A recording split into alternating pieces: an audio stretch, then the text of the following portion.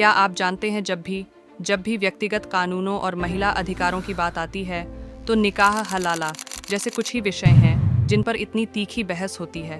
अक्सर गलत समझा जाने वाला और कई बार सनसनीखेज बनाया गया यह विषय प्राचीन धार्मिक व्याख्याओं और आधुनिक मानवाधिकारों के बीच खड़ा है।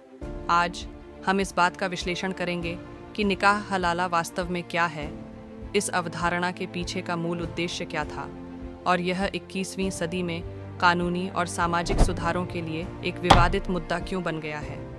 हलाला को समझने के लिए हमें तलाक के इस्लामी नियमों को देखना होगा। कुरान में तलाक को एक अंतिम विकल्प के रूप में देखा गया है। पुरुषों को शादी की पवित्रता के साथ खेलने से रोकने के लिए, यानी बार बार तलाक देने और फिर उसी महिला से शादी करने से रोकने के लिए 3 तलाक का नियम स्थापित किया गया था। पारंपरिक शरिया व्याख्या के तहत यदि कोई पुरुष अपनी पत्नी को तीसरी बार तलाक देता है तो वह तलाक अपरिवर्तनीय इरेवोकेबल माना जाता है। वे बस अपना मन बदलकर दोबारा शादी नहीं कर सकते। कुरान के अनुसार तीसरे तलाक के बाद जोड़ा तब तक दोबारा शादी नहीं कर सकता जब तक कि वह महिला किसी अन्य पुरुष से निकाह न करे। वह निकाह स्वाभाविक रूप से संपन्न कॉन्सुमेट न हो और फिर वह दूसरा पति या तो मर जाए या उसे तलाक दे दे। मूल उद्देश्य ऐतिहासिक रूप से विद्वानों का तर्क है कि यह नियम पुरुषों के लिए एक चेतावनी डिटरेंट के रूप में था। इसने तीसरे तलाक को इतना अंतिम और पुरुष के अहंकार के लिए कठिन बना दिया कि वह अंतिम फैसला लेने से पहले 100 बार सोचे।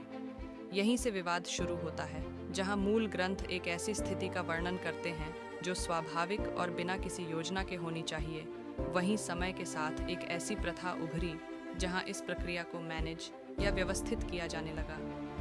कुछ समुदायों में यदि कोई जोड़ा जल्दबाजी में दिए गए 3 तलाक पर पछताता है और फिर से साथ रहना चाहता है तो वे एक अस्थायी निकाह का रास्ता ढूंढते हैं। महिला इस स्पष्ट समझौते के साथ किसी तीसरे व्यक्ति से एक रात के लिए निकाह करती है कि वह अगले दिन उसे तलाक दे देगा ताकि वह अपने पहले पति के पास वापस जा सके।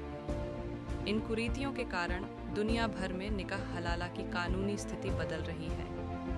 भारत में सुप्रीम कोर्ट ने 2017 में तत्काल 3 तलाक इंस्टेंट ट्रिपल तलाक को असंवैधानिक घोषित कर दिया था।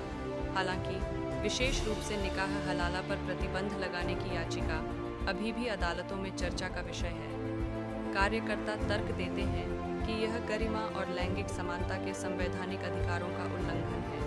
मुस्लिम बहुल देश पाकिस्तान, मिस्र और ट्यूनीशिया सहित कई देशों ने अपने व्यक्तिगत कानूनों में सुधार किया है ताकि एक ही बार में 3 तलाक देना लगभग असंभव हो जाए।